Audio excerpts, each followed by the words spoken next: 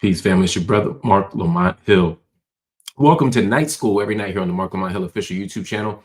We break down the most urgent topics, the most controversial subjects, the most insightful analyses that are offered in the world today. We do everything we can to break it down, not with a basic, simple drive-by cable news analysis. We don't use no superficial talking points. We do something different here at Night School. We try to do an intellectual deep dive on all of these subjects and topics. It's not a news show. It's not a podcast. It is a global classroom. And we're excited to have you with us tonight. I'm excited to see everybody here. It's a Monday. It's been a crazy weekend. So much stuff is going on in the world.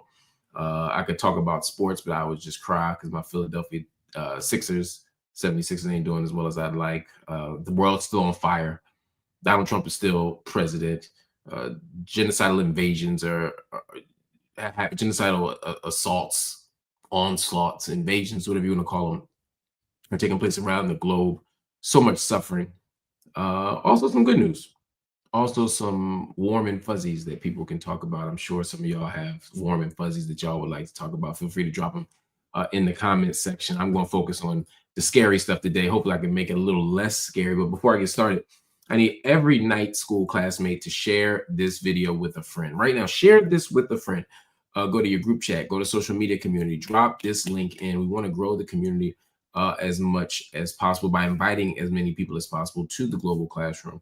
Also, as I said before, just a reminder, be cool in those comments. We might not agree, but you can agree. You can offer dissent. You can offer devastating critiques. Y'all be tearing my behind up in the comments. But you can do it without using hate speech. If you use hate speech, the moderators are watching, and you're going to get a warning. Second time, you're going to get muted. That means you can't comment. And then the third time, you're going to be up out of here, and you will be banned. We have to do it that way. We don't want to do it that way, but some of y'all have been out of pocket lately, so we got to do what we got to do. Anyway, family, I want to start with a story that should tell you a lot about just how gruesome and awful things are in Gaza right now. Pope Francis has called for an investigation to determine if Israel's continued assault on Gaza constitutes genocide. Now, that's according to comments he made in a book that's set to be released tomorrow. In one excerpt published this past Sunday, Pope Francis said, quote, according to some experts, what is happening in Gaza has the characteristics of a genocide. That's what Pope Francis says. He's not trying to be overtly political, but he's trying to point out something. Now, previously, before this, the Pope had already been condemning what was happening. He called the attacks immoral and disproportionate. Immoral and disproportionate.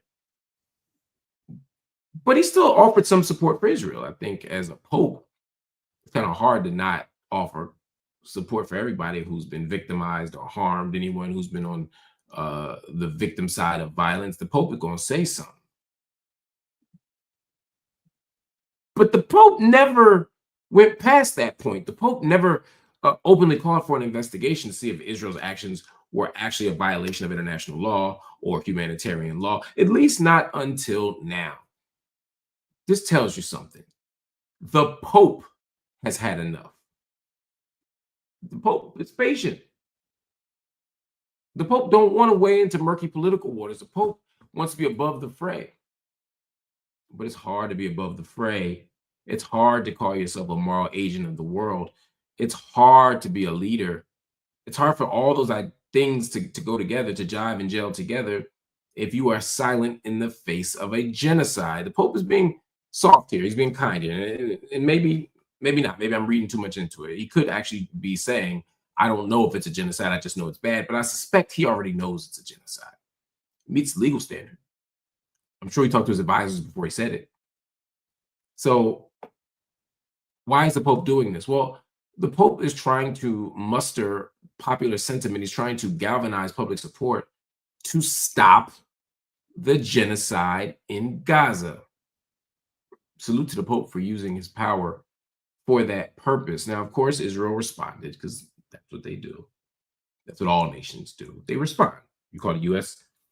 complicit in something, you better believe the U.S. ambassador is going to say something, or the Secretary of State, or the press secretary, or the president. It just depends on what the topic is. But somebody's going to say something. Well, in Israel, their ambassador to the Vatican spoke up. And the Israeli ambassador to the Vatican stood up and said what? He said, I'm about to clown. He disagreed with the Pope. He criticized the Pope's remarks. He specifically issued a statement that reads, in part, Israel has exercised its right to self-defense, or right of self-defense, against attempts from 7 different fronts to kill its citizens. Any attempt to call it by any other name is singling out the Jewish state. So no surprises there from the Israeli ambassador to the Vatican. First, they're framing all of Israel's actions as self-defense. By that argument, once somebody does something to you, you can literally attack them for the next 100 years and it would be self-defense. But that also, just to be clear, I'm not conceding that the Palestinians were the initial actors. October 7th is not the beginning of history, and it's not the beginning of the struggle over Israel and Palestine. An occupation itself is an act of violence. It's a provocation. It's an act of ongoing state violence. It's an act of ongoing illegality. And people who are occupied always have a right to self-defense. They always have a right to engage in violent resistance. And in a country that is engaged in said military occupation does not have a right to defend itself. Now, what happened on October 7th is more complicated because some of it happened on Israeli shores, inside of Israel's technically undeclared borders. I hear that, but that doesn't give Israel a right to engage in indiscriminate and disproportionate force ad infinitum, and that seems to be what Israel is doing. And to say that they're singling out the Jewish state is ridiculous. The Pope has called out every nation, not every nation, but called out countless, maybe not countless, you can count them, but the Pope has called out a lot of nations that have done a lot of stuff. And the global community has called out a lot of nations that have done a lot of stuff. Not enough. Too much of it the global south, too much of it Africa. But the fact of the matter is Israel's not being singled out. Israel's engaged in an act that has been condemned when other nations did it. And in fact, the reason why Israel's getting so much smoke right now, the reason that Israel's the subject of so much scrutiny and criticism is because Israel's engaged in one of the most gross, indefensible, and disproportionate acts of violence of the moment, of the modern era, certainly in the 21st century. So yeah, Israel's getting a lot more attention than other countries because Israel's doing a lot more than most other countries. So that is that. But we'll keep track of it. We'll pay attention to the Pope, and we will hope that the Pope will make an impact. I'm not optimistic, but as the old blues singers say, I remain full of hope. Let's go on to another story because we are in Trump's America. Ain't no doubt about that. We are in Trump's America. And when you are in Trump's America, you got some splaining to do at all times. And what I mean by that is when you are in Trump's America, you have to make sense of norms that have shifted, values that have changed, commitments that have been rearranged or completely turned upside down. And one of those changes for the Trump administration, under the new oncoming Trump administration, Trump 47, not to be confused with Trump 45, is a complete assault on the American, or United States rather, educational system. So let's talk about it. I'll talk specifically about this issue right now. Colleges, so frustrating. This is so frustrating. And again, we could pretend that this was going to be the same no matter who won, but I don't believe that's the case. Colleges and universities are bracing themselves for Donald Trump's plan to dismantle the Department of Education, which of course helps do a lot of things the Department of Education does, including distribute financial aid to students. Now, Donald Trump is not going to be able to do this easily. He's going to face formidable opposition, but he's got a secret weapon. You know what it is? Anti-Semitic claims, the accreditation system, and the American Academy. What am I talking about? First of all, you probably never heard of the American Academy. It's a new school that Trump says will be strictly non-political, yeah, right, and there will be no wokeness or jihadism allowed. So just to be clear, by the time you say I'm opening a school that is non-political because there's no wokeness or jihadism allowed, you've already made a whole series of political claims and statements and assertions, and you are already ensconced in politicization. But that's another conversation. Let's talk about what Donald Trump is talking about. He's very specific here. In fact, he made a pitch to the American people, a pitch that I think is bonkers, but a pitch that is entirely in line with who and what this administration is. Take a listen. In recent weeks, Americans have been horrified to see students and faculty at Harvard and other once respected universities expressing support for the savages and jihadists who attacked Israel. We spend more money on higher education than any other country, and yet they're turning our students into communists and terrorists and sympathizers of many, many different dimensions. We can't let this happen. It's time to offer something dramatically different. Under the plan I'm announcing today, we will take the billions and billions of dollars that we will collect by taxing, fining, and suing excessively large private university endowments, and we will then use that money to endow a new institution called the American Academy. Its mission will be to make a truly world-class education available to every American, free of charge, and do it without adding a single dime to the federal debt. This institution will gather an entire universe of the highest quality educational content covering the full spectrum of human knowledge and skills, and make that material available to every American citizen online for free. Whether you want lectures or ancient histories or an introduction to financial accounting or training in a skilled trade, the goal will be to deliver it and get it done properly, using study groups, mentors, industry partnerships, and the latest breakthrough in computing. He was reading good for a minute. Some of them words got tough for him. The dentures started shifting, and Donald Trump started sounding like Donald Trump. But beyond the actual reading of that prompter, that sounded a hell of a lot like an infomercial for Trump University. I mean, I don't know. I was not excited by that. There's so many pieces to this, right? First thing, saying that he's going to give people something that's non-political with no wokeness means that he is going to basically not address any of the things that make the right uncomfortable, that make any of the anti CRT, Moms for Liberty, Ron DeSantis in Florida, all those entities that really don't particularly like things like history, all those evangelicals who don't believe in dinosaurs. That's the wokeness they're talking about. Mentioning that America was founded on slavery. No, they don't want any parts of that. They don't want anything to do with it. So they're going to sanitize settler colonialism. They're going to erase racial capitalism. They're going to do all this stuff, right? And then they're going to create a kind of McCarthyite witch hunt on American universities that have the audacity to actually teach the truth. And then they're going to tax them and use the money to build these right-wing, indoctrination centers. Now, look, people have a right to believe what they want and to teach what they want within reason. And if people want to make right-wing, we have Oral Roberts, we have all these universities already. You want to open more of them? Go ahead. I don't care. People have a right to do what they want to do in that regard. But we shouldn't be stripping and undermining mainstream current universities for the purpose of building these other ones. Remember, he said we will collect money by taxing, fining, and suing excessively large private university endowments. I don't even got a problem with taking money from excessively large university endowments.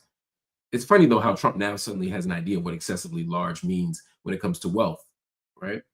Because I could say we could tax the wealth.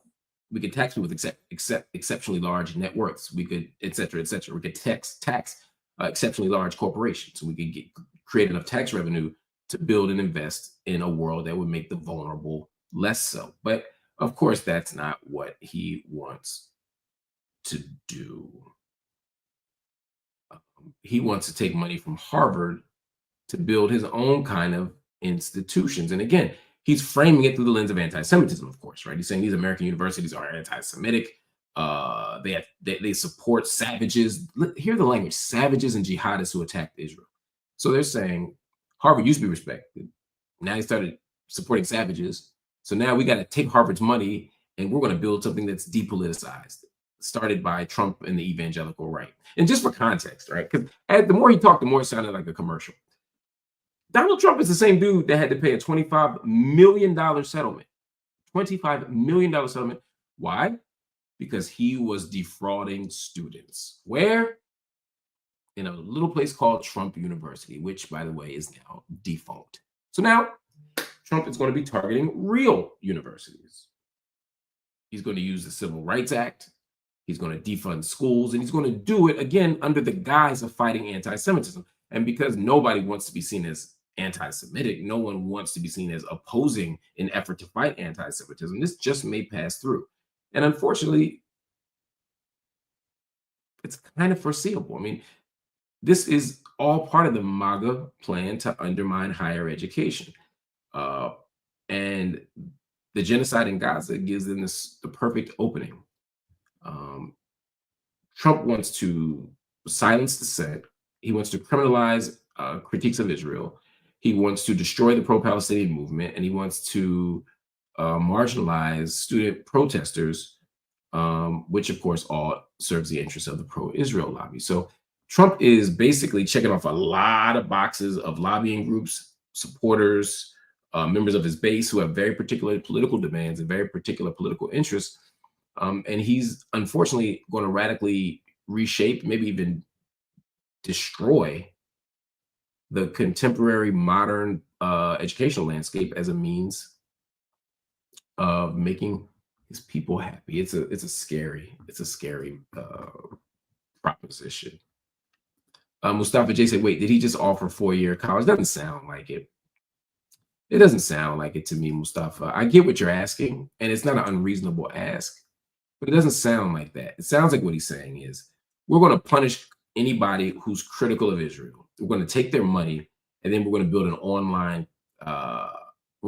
online program that will likely be privatized. Because remember, Trump in this Project 2025, which of course he knows nothing about. It's a coincidence. We must never speak of it again. All of it, all those entities have made it very clear they want to dismantle the public good for the private interest. It's all part of neoliberalism, our neoliberal approach. So all that to say, to be clear, Donald Trump ain't promising that he's robbing from Harvard and giving to us. He's not saying I'm going to strip the money from the richest endowments of the world and just create an American university where people can get 4-year degrees without any issue. If that was his plan, he could forgive student loans debt. He could do a lot of things to get us to the place that you might want to see us and I might want to see us at, Mustafa. But that ain't what the Donald is talking about. This feels like, as Karen D is saying, it's just another way to grift. It's just another way to grift. And he seems to be able to, what better way to grift sometimes than exploiting the world of education? And in fact, I've got more examples of that as we speak. By now, we all know what Donald Trump is up to. I'm sorry, I got this weird noise coming up. Let me see if I can stop it real quick so that y'all don't have to.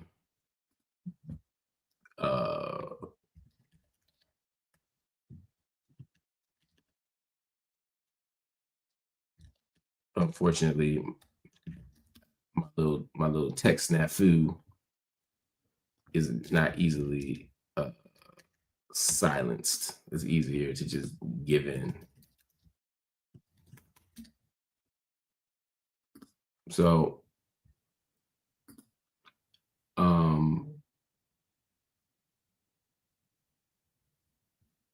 we are in a crazy moment right now. And the story I just read to y'all was just an example of the craziness. Just one example of the craziness.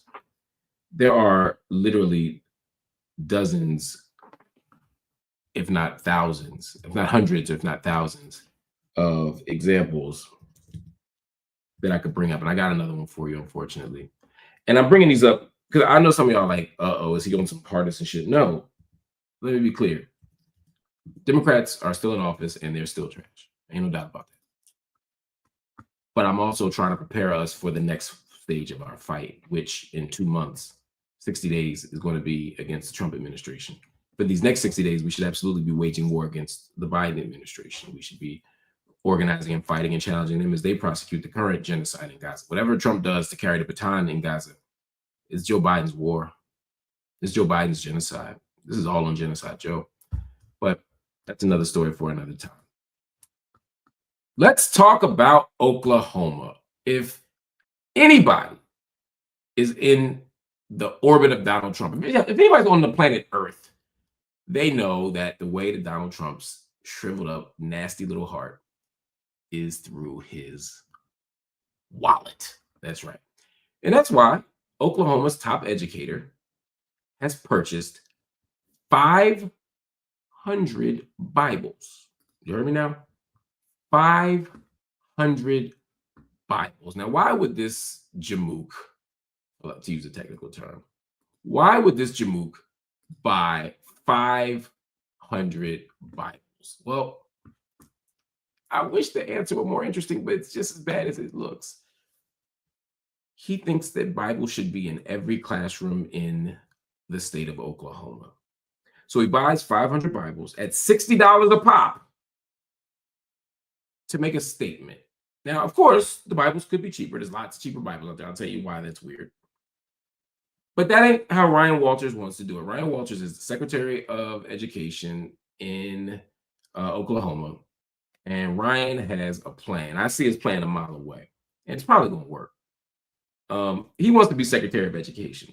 And he knows the way to be Secretary of Education is to be thoroughly unqualified, to say wild and crazy stuff, and to appeal to Donald Trump's ego and his political calculation, in this case with the evangelicals. So Ryan Walters is going out full panda.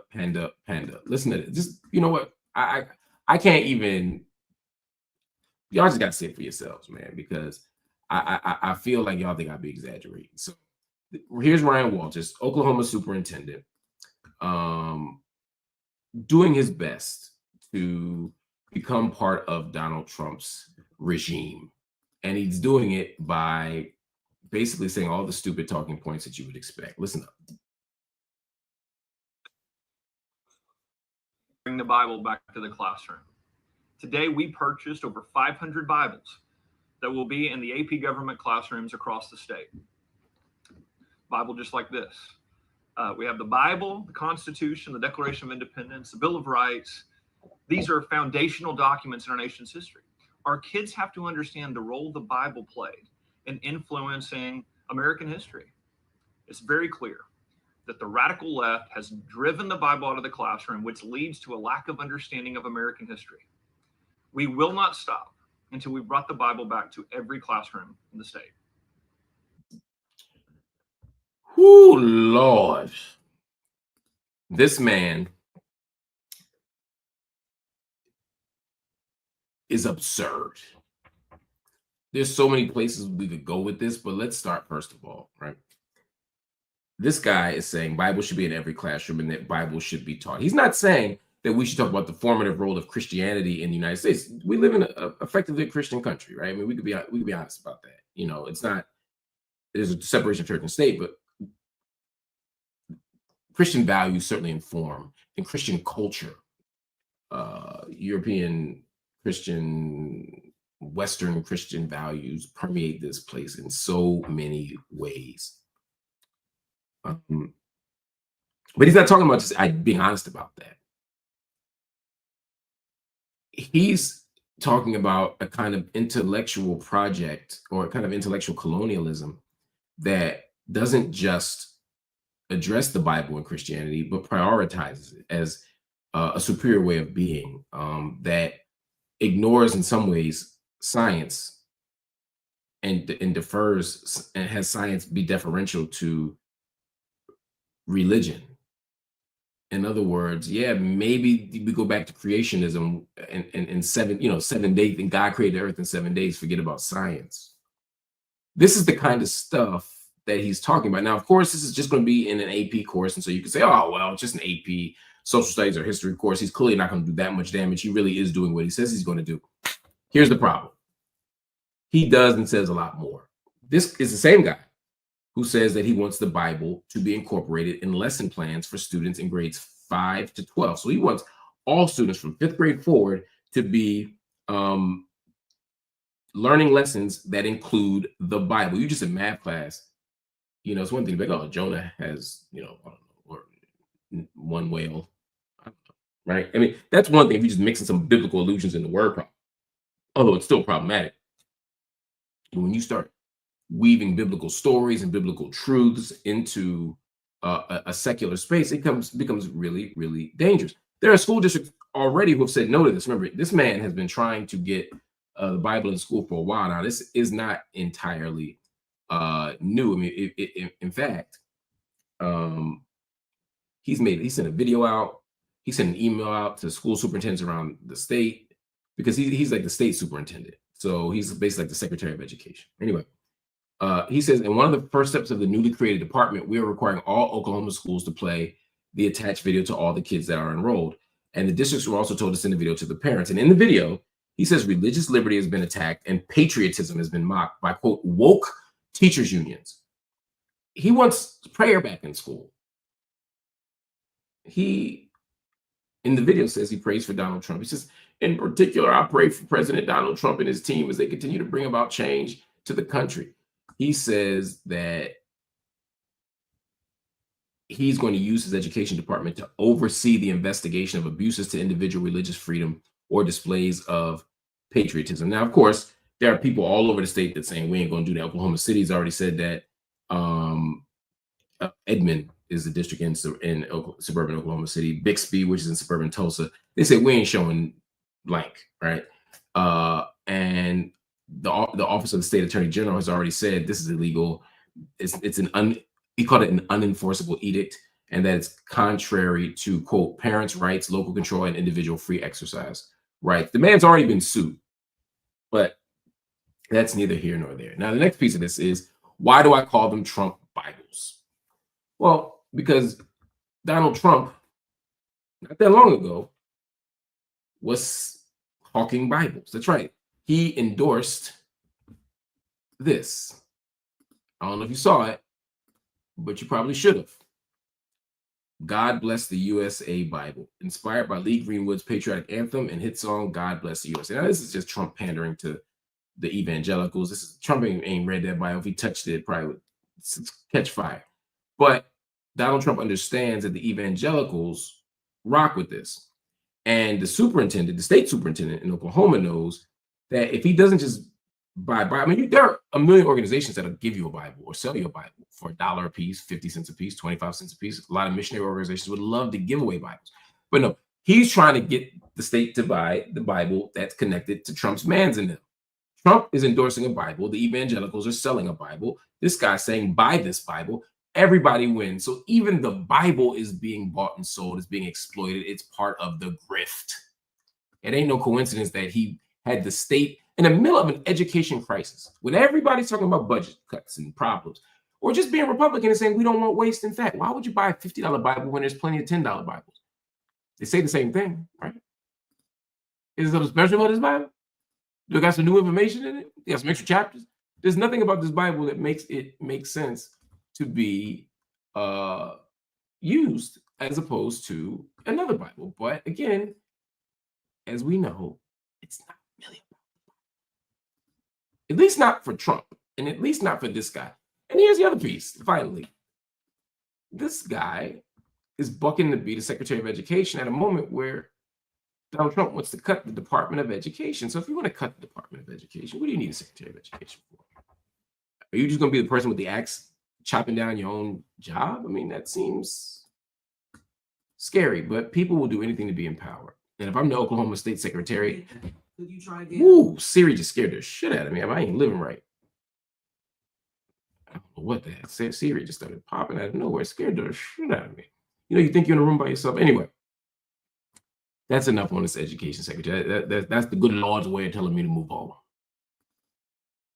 Let's talk about some stuff in the media. But before I get to the media, I just want to remind everybody, look, if you're just joining me, jump in the chat right now. Let me know where you're writing in from. Again, give me the city, give me the state, give me the country. Also, don't forget to hit all the buttons. I mean, all of them. Hit subscribe, hit like, hit join. You can subscribe to the Marc Lamont Hill official YouTube channel. You can like this video. You can share it on social media. You can ask more people to join Night School. And of course, you can always go to Instagram and follow Night School MLH. The link is posted in the description under this video, and it'll take you right over there. So make sure you do that. All right. It's time for the media watch.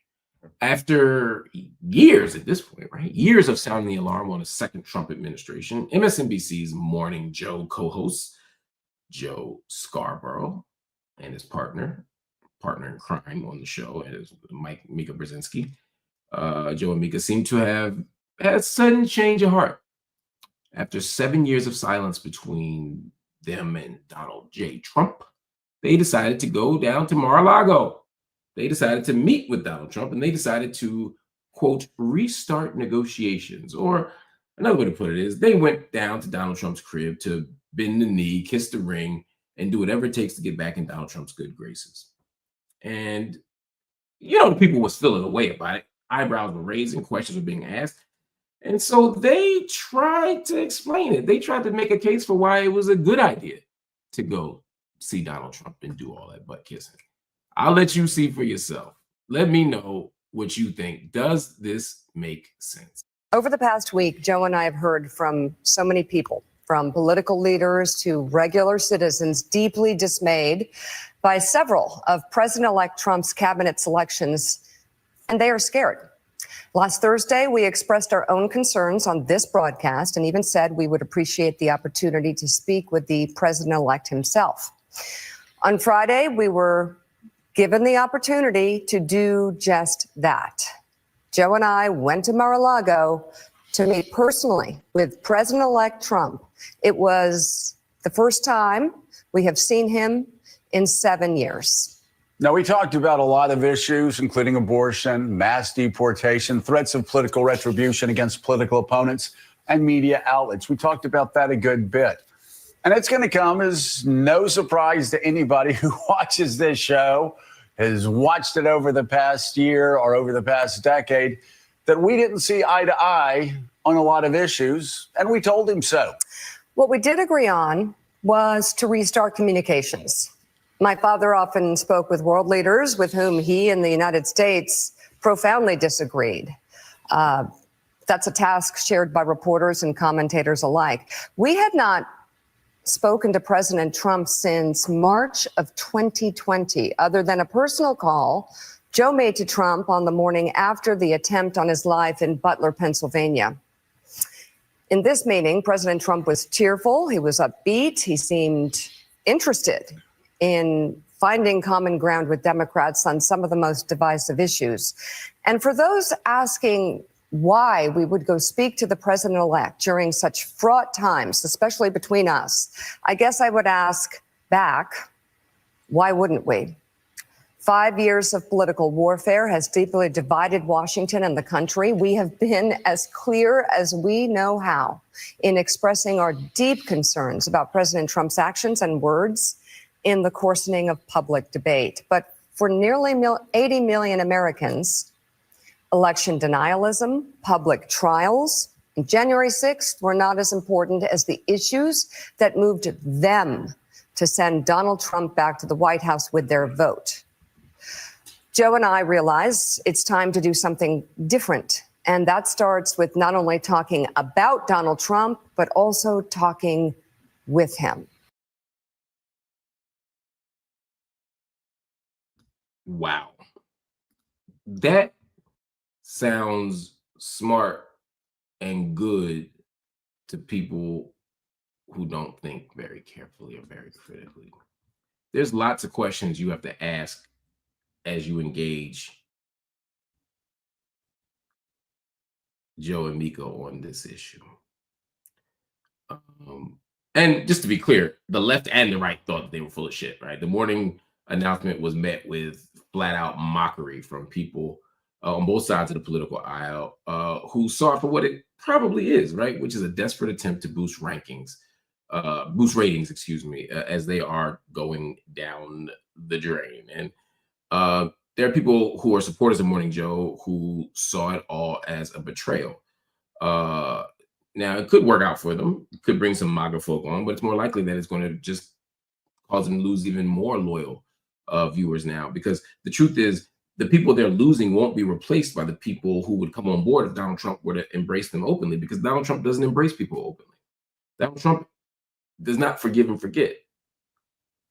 In fact, there's a really good chance that this is going to backfire, like in spectacular fashion, that Donald Trump is going to mock them, ostracize them. They're going to look like they went hat in hand for no reason. But there's a bigger issue here, because I don't care about the politics of morning cable news that much. It's interesting to me as a member of the guild, but that's not why I brought it to y'all. I mean, there's a few issues here. One, you got a conservative show on a liberal network, I'll call it liberal for now, that is trying to always kind of, and by the way, Morning Joe's a great show. I love what they do. I think they're a great show. I just think who they are in the world needs to be spotlighted a little bit, because it's a reminder that Democrats and Republicans are on the same side in so many ways. They're both corporate parties. They're both right-wing parties at this point. They're both enemies of the vulnerable and justice. Now, again, I don't think Democrats and Republicans are the exact same. I think that's a disingenuous argument. I think there are practical differences in that matter in people's lives. But when we take a step back from the aerial view, big picture, we can't continue to support or condone a system where these are our two parties, because they are the same.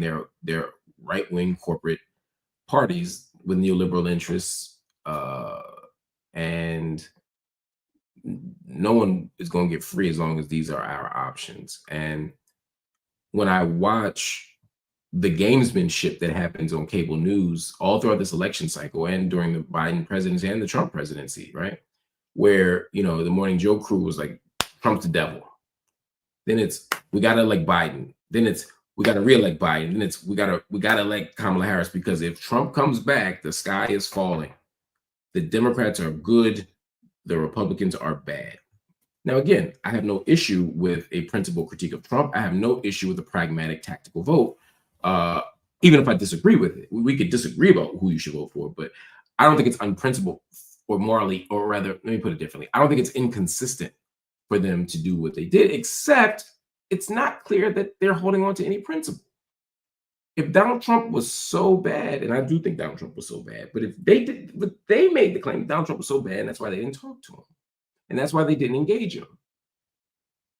And they weren't going to dignify that office. And then suddenly they got, you know, knocked off their horse on the road to Damascus and decided, oh no, we have to embrace our enemies. We have to talk to our enemies. Or maybe when ratings was plummeting and you knew that 4 years of being iced out of the White House ain't the answer.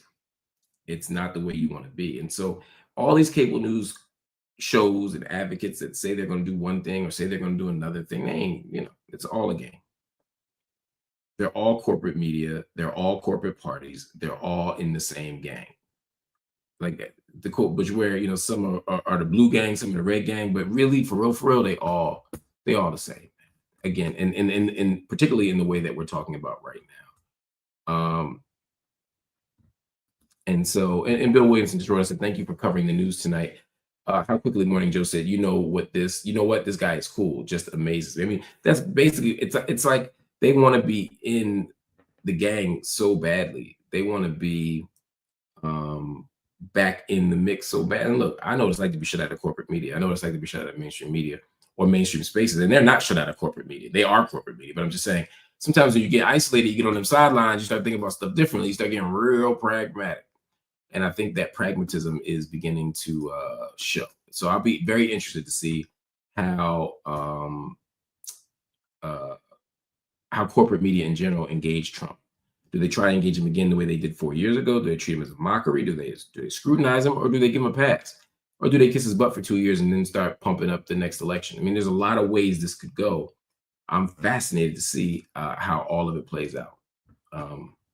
Proto says, why are conservatives so obsessed with trans people? I have no idea. It's a weird obsession they have that I think is unhealthy, misplaced, etc., etc., etc. But we can talk about that another time. That's not really what we're talking about tonight, but I do appreciate your question, and I'm grateful for the question.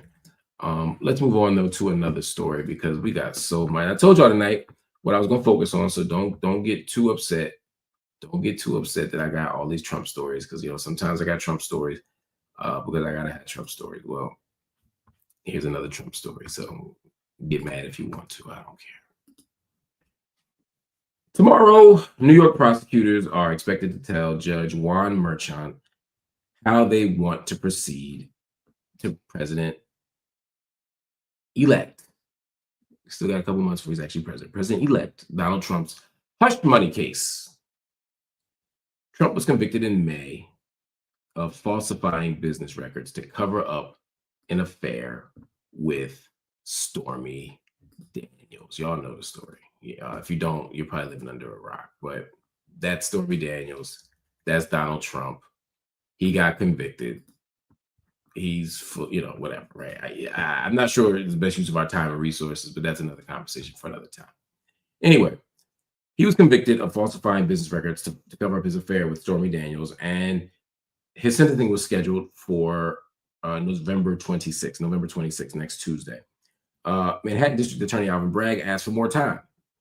He wanted to consider more steps in the case. Why? Well, because something really interesting happened 2 weeks ago. Donald Trump became president-elect.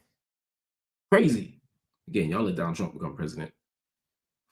That isn't just a referendum on the American people and their willingness to vote for Trump. It's also a referendum on the Democrats and the shitty campaign they ran and the bad options they presented the American people with. But that's neither here nor there. The options for prosecutors are somewhat limited if they don't want to send an incoming U.S. president to prison. So what could they do? They could ask for a delay. They could propose delaying any implementation of the sentence until Trump gets through all of his appeals. And honestly, he could probably stretch out and exhaust all of his appeals over the next 4 years. He probably wouldn't have to have any chance of him going to prison as president. They could also go forward with the sentencing, but just not take him into custody. Like, hey, you're sentenced to 4 years or 6 months or whatever it is, but just let him not be in custody until he's done with being president. It's all possible. But whatever they choose, I want to be very clear. The likelihood is that Donald Trump is not going to face any punishment. Donald Trump is not getting punished for this shit. So if you thought you were going to get your pound of flesh from Donald Trump, if you thought that somehow Donald Trump was going to do jail time, it ain't happening. He's too powerful. He's too influential. He knows where too many bodies are buried for that to happen. But also, I just want y'all to think about this from an abolitionist lens and ask, do we really want this to be something that people go to jail for? Is this really something that we want to be an incarcerable offense? I mean, again, Donald Trump has done so much. He's I don't know if a U.S. president is not a war criminal. If we were going to use our time and energy to get Donald Trump, we'd get him for that. We'd get him for election fraud. I mean, there are things that if you were just invested in locking people up, but this feels like a political prosecution. It always did to me. I mean, again, I ain't lose an ounce of sleep for Donald Trump. I never will lose an ounce of sleep for Donald Trump because I don't care what happens to Donald Trump. But I will say that this was not the one. It actually probably empowered his base. It energized his base. It made his base feel like Donald Trump was a martyr. They made him a martyr, basically. It was a terrible, terrible, terrible idea. And now it's yet another reason why Donald Trump is the president of America. Y'all tripping. All right, y'all. More Diddy news. We can't have a good week go by, maybe even a couple of days go by without more Diddy news. So let's talk about it. Sean Combs, Diddy, may be catching a new case. This time after hearing a last-minute hearing. This time after a let's rewind that. Hey, Princess, watch this, yo. For the edit, you could do it like this. You could do it like this. You could do it like this. All right, here we go. I read that wrong. Diddy may catch a new case after hearing Oh, you know what? I didn't read it wrong. It's a typo. But because I am Ron Burgundy, I read it wrong twice. I thought I made a mistake, but I was reading it correctly. It's just a little tweak. No issues. No problem. Not blaming nobody else. But I'm going to make a note. Hey, Princess, watch these. I'm going to do it again. Diddy may be catching a new case after a last-minute hearing was called tomorrow related to his sex trafficking charges. Prosecutors say newly discovered prison notes and recordings show Diddy's, quote, relentless efforts to bribe potential witnesses and blackmail others while making non-permitted outside calls. That means probably a burner celly from the prison. They went on to say that investigators recovered the notes from the defendant's cell during a pre-planned nationwide sweep of BOP facilities, Bureau of Prison Facilities. That means they went through everybody's cell, they shook down people's cell, and they saw Diddy had a list. The feds say the material was gone through by an independent filter team and privileged information was reviewed. Combs' defense argues that this is a violation of his constitutional rights, and it might be. Regardless, it's not a good look for Diddy, especially when he's trying for a third time to bond out. That hearing is scheduled next week as well, or later this week, Friday, in fact, November 22nd. So here's the breakdown, just to be clear. Diddy is saying, I want to get out. I should be allowed to get bail. I should be allowed to post bond. I got money to post. I got my house to put up as collateral. I'm not a flight risk. The whole world knows who I am and where I am. Let me out. And I'm sure he's going to use the Thanksgiving angle as well.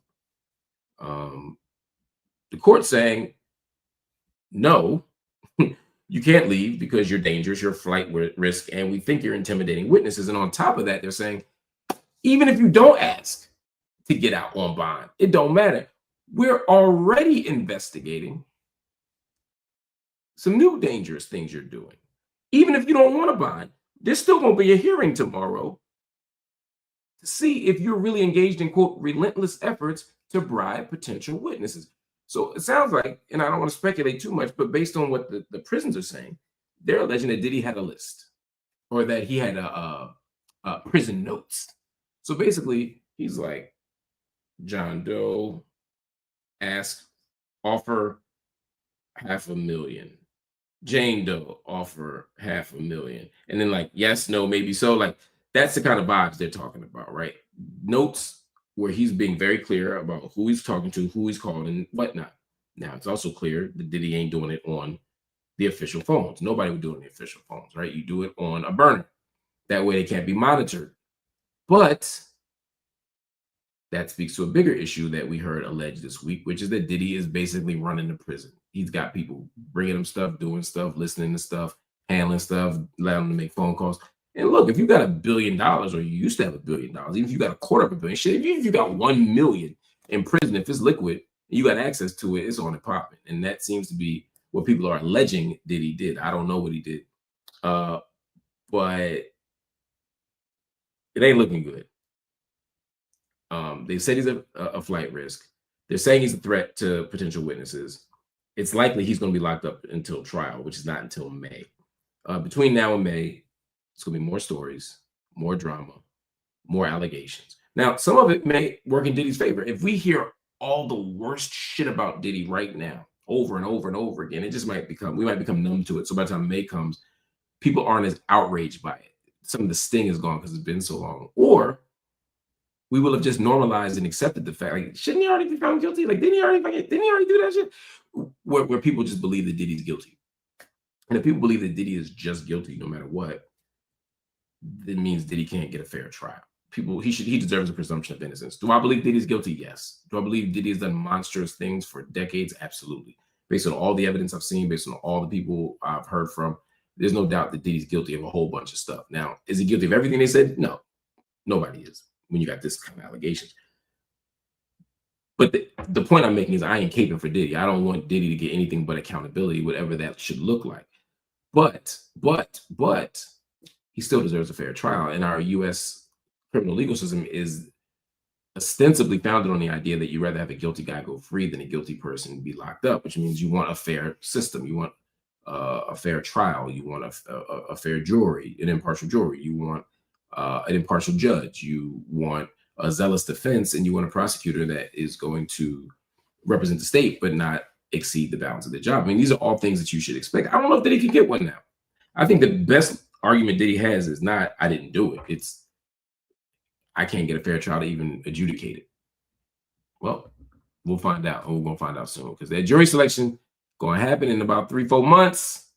It's going to get super interesting. All right, y'all. Another story. Did I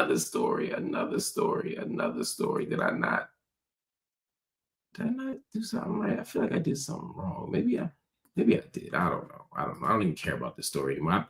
I picked the story and I swore I cared about it at the time, and now I don't care about it. But you know what? I'm gonna give it to y'all anyway. I know y'all don't care about it, but you know, the people who don't watch Night School but like watching the channel find these kinds of stories interesting. By the way, sidetracking note.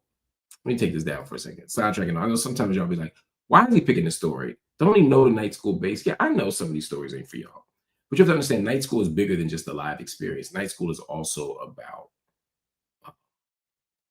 the clips.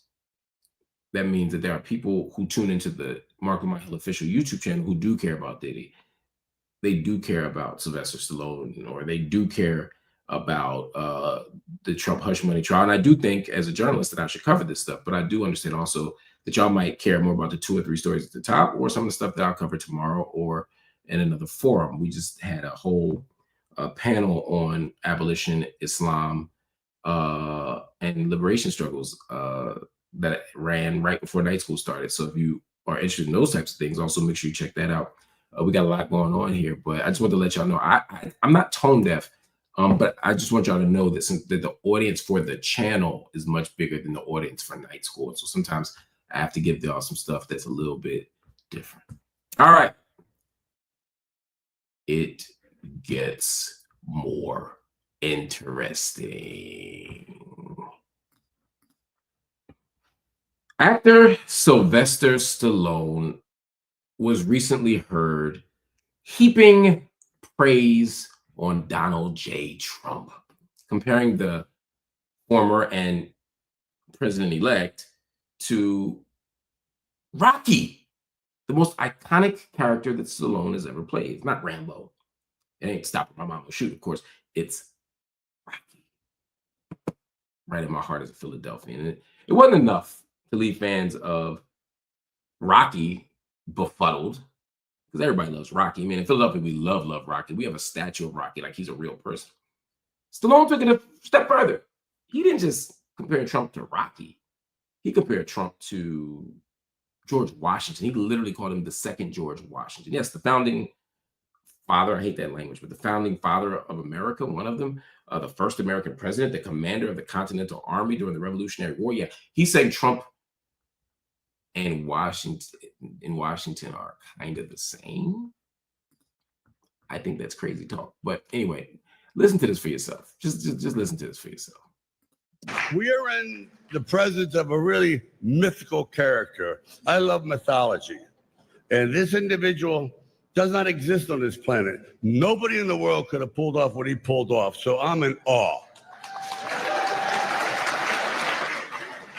And I'll just say this, and I mean it. When George Washington defended his country, he had no idea that he was going to change the world. Because without him, you can imagine what the world would look like. Guess what? We got the second George Washington. Congratulations. We are in the present. So, a few thoughts here. Thought number one. Sylvester Stallone, I just hope he's in consultation with the doctor. Second, he did a lot of Rocky movies. Maybe he took more punches than I know, but I hope he's okay. I'll just say I don't want to project anything negative onto him just because I disagree with him politically.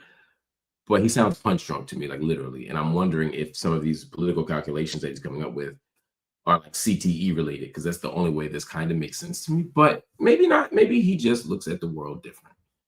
But man, it's so interesting how many more people are now coming out of the Trump woodwork. It's like there was a time when you couldn't say that, and now you kind of can. And it's interesting to watch these old white men say and do some things that they probably wouldn't have done in their prime in Hollywood. Y'all, everybody says Hollywood's so liberal. There's a lot of conservatives. There's a lot of right wingers. There's certainly a lot of pro-Trumpers that you don't know about. So just be very mindful of that. It ain't sweet out here. Just understand that. He's right about some things. He said, you know, Trump is about to change America in ways that we might not know. Yeah, that's scary as hell. It's also very, how white of you to say, you know, if not for George Washington, America would win a different direction. Yeah, that's some interesting shit to say. You know, we were enslaved with all this fancy pioneering and, you know, founding fathering is happening. Negroes weren't free. So please don't appeal to, you're not appealing to any kind of nostalgic or mythic past that's positive when you tell me, oh yeah, he's the next George Washington.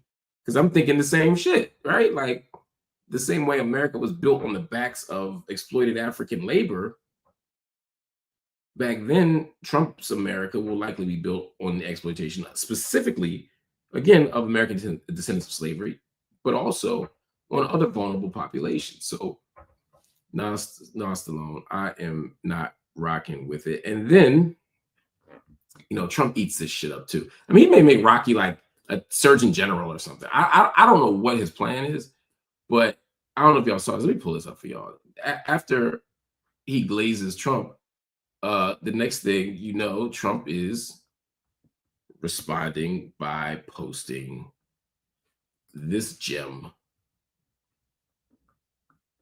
Have y'all seen this? Have y'all seen this? Yeah, that's your boy Trump. Now, Donald Trump has never looked like that in his life, and I'm not body shaming Donald Trump. And he's just sticking his face on Rocky's body, but it's like, bro, like, why would you do that? Why would you do that? I didn't even mean to read this comment on the right from.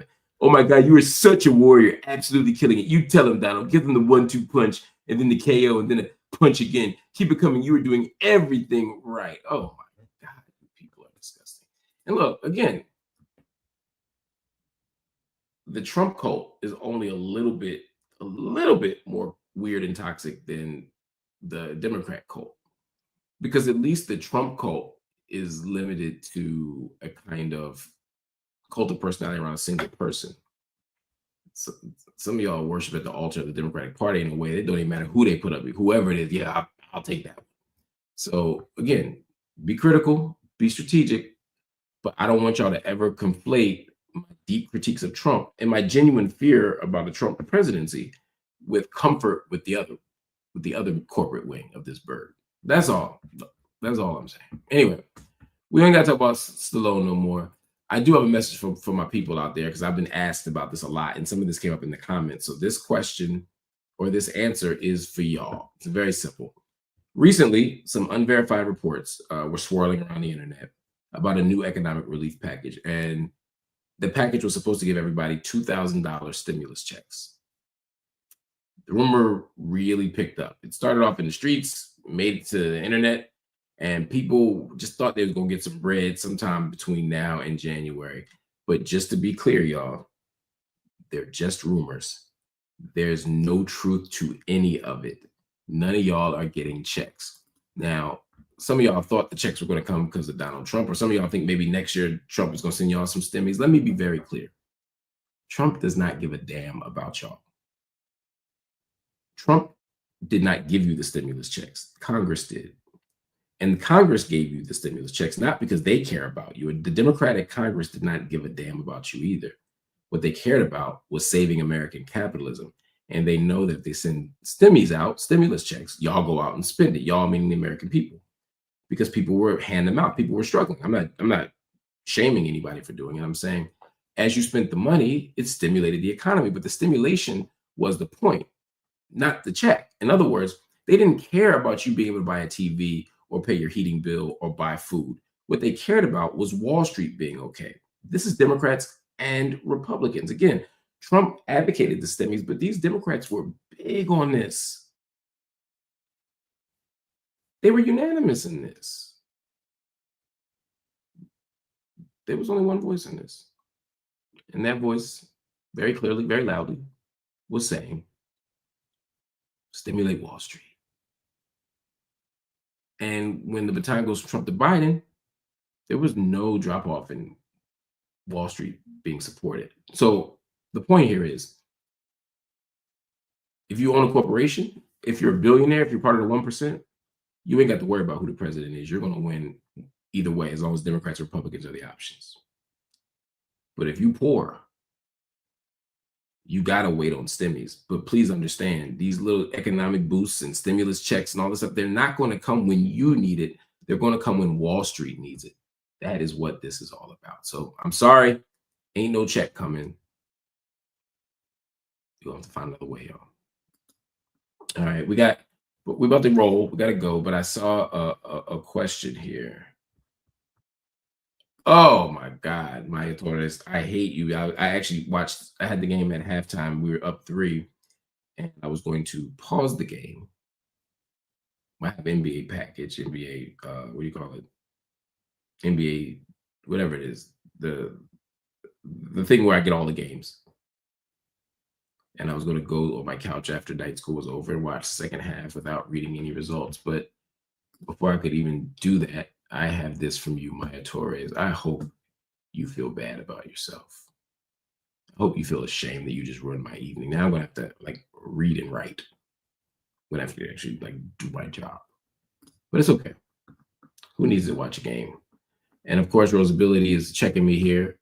She said, Trump's not in there yet. Can we talk about HR 9495 that they're going to pass this week? They're attacking 501c3s, and it's not just MAGA. We need to unite against the billionaire class, regardless of party.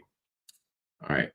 I think that's right. I'm going to read that again so that I can edit it and post it as a clip later so that everybody can hear my response to Rosability. Question coming in from Rosability. It says, Trump's not in there yet. Can we talk about HR 9495 that they're going to pass this week? They're attacking 501c3s, and it's not just MAGA. We need to unite against the billionaire class regardless of party. I agree. First of all, I agree wholeheartedly with that last sentence. This is not about us versus the Republicans or us versus MAGA. This is about us against corporations. It's us against the elites. It's about us against the billionaire class. It's about us against these corporate mainstream U.S. parties, which are both right wing. I can't say that enough. But what's happening right now, this week, in fact, is that the House of Representatives is planning a vote. And it's a second vote, in fact, on legislation that would basically give the executive branch, the president, unchecked power to silence defense. This is what the caller or the writer in Rosability is writing in about HR 9495. It'll be the second time since Election Day that the Congress has voted on this. It's a bill that would basically give the executive branch broad and very easily abusable powers to take away the tax-exempt status of any nonprofit organization. That's the 501c3. And all they have to do is assert that it is a, quote, terrorist supporting organization.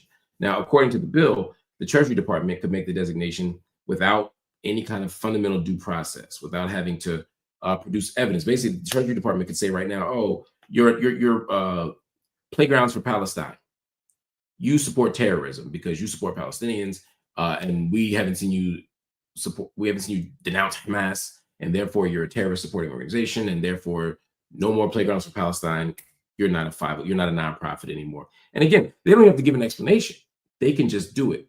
This creates a dangerous situation. That's why back in September, and you can see this on Free Press. The Free Press has a great collection of stuff on this. They, along with 130 other civil liberties, religious, reproductive health, immigrant rights, human rights, racial justice, LGBTQIA+, environmental, educational, all the people wrote a letter to the House and the leadership in the House saying that HR 9495 would basically be a blank check to the White House to stop free speech, to censor media, for political persecutions and prosecutions, and to take marginalized groups and basically punish them. That's not the exact language of the letter, but I'm sort of what do you call it, paraphrasing. For the full story, you can go to freepress.net, which is where I'm getting some of the language from the bill right now. Last week, there was a suspension vote. The legislation failed on a suspension vote, which basically means that you need a 2/3 pass. And unfortunately, 1/3 of the House voted against the bill. This week, they don't need that. They just need a simple majority. That means they just need a majority, more than one, right? More than 50%. So at the end of the day, we're facing right now a bill that could make it very difficult to persecute organizations and to silence and dissent, to quiet free speech, to shut down media, etc. I disagree with you, though, Rosabella. Maybe I don't disagree with you. I don't think it's as simple as saying, you know, Trump's not here, let's worry about this thing over there. A big reason why we got to worry about it over here is because of Trump coming in. Now, again, the Biden administration has violated free speech. The Biden administration has violated freedom of the press, but I'm not going to pretend that they're the same thing. Donald Trump's war on free speech, Donald Trump's war on the media, Donald Trump's commitment to punishing political enemies is far greater, far more intense, far more extravagant than anything that any president, Democrat or Republican. So again, I'm not saying all the Republicans, the sky is falling, Democrats are good. I'm saying Trump is singular in this way. He's had a war on the First Amendment that I haven't seen in recent years from any U.S. president. And that's, again, saying a lot. But at the end of the day, Trump's not here yet. You're right.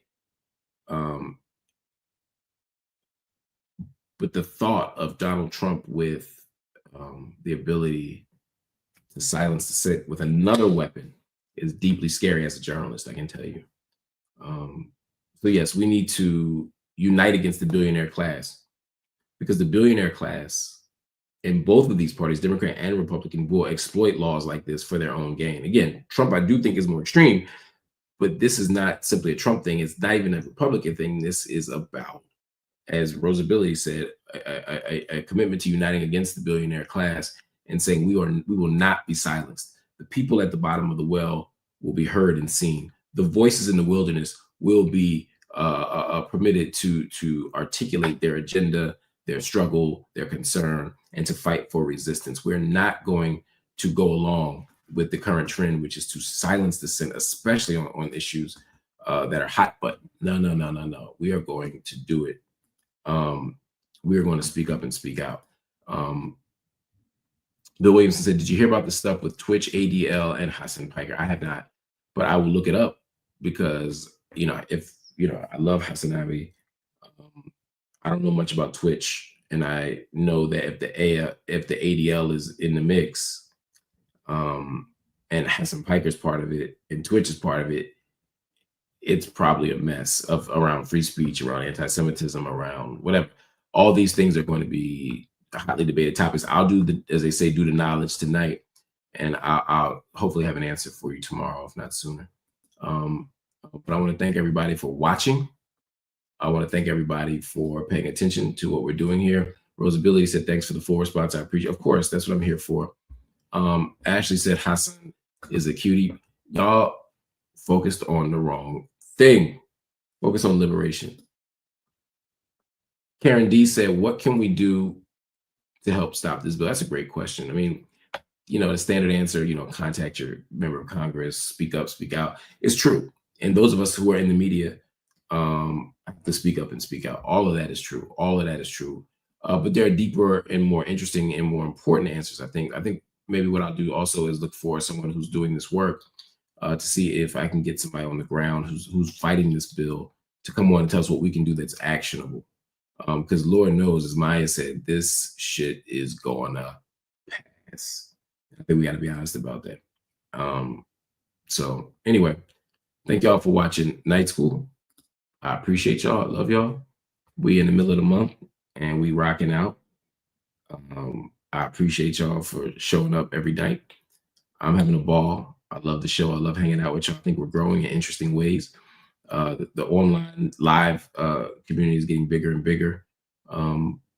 but it can continue to grow. So continue to share the content, hit the like button, hit the subscribe button, hit the join button. Give everybody you know a chance to get this content, because we do important stuff here every single night. I'm grateful for you all for sharing that time. Hit the like button, hit the subscribe button. Also, family, hit that join button. If you haven't already, hit the join button and become a monthly subscriber, a monthly member of the channel. And also, if you've been a monthly member of the channel and you like what you see, consider going from bronze to silver or from silver to gold. It's only a few dollars more, but more importantly, it gives us the financial stability we need to do the work that we do every single night here. So please know that I wouldn't ask if we didn't need it. If you can't make a monthly commitment, family, try going to Cash App, PayPal, Venmo, or Zelle right now and making a one-time donation. Consider it the tuition for night school tonight. Consider it just a monthly tuition. You could drop $1, you could drop $2, you could drop $10, you could drop $1 million. We'd really love if you dropped $1 million. Somebody, one person tonight could drop $1 million. All of our problems would be solved. If one person tonight could Cash App or Venmo, PayPal, or Zelle $100,000 tonight, it would give us the financial stability we need for the entire year. You have no idea how impactful that would be. $50,000 right now, as we get near the end of the year, would be amazing. Again, it would give us the financial stability and the support we need. So if there's one person out here who loves what we do and really wants to support night school, you can do it with one big donation to Cash App, PayPal, Venmo, or Zelle. That said, what we're asking tonight is that everybody watching right now donate $10. If everybody watching right now were to donate $10, we would meet our financial goals for the month. That's right. Every single person watching right now were to just drop $10. That's what allows us to do night school. That's what allows us to do office hours. It's what allows us to run our podcast. It's what allows me to pay the staff. It's what allows me to edit stuff. It's what allows me to build toward the new studio. But we can't do any of that without your support. So please, family, consider dropping $10. And we're doing the best we can, but we need your help. Until tomorrow, stay safe, stay in struggle, keep studying. Peace.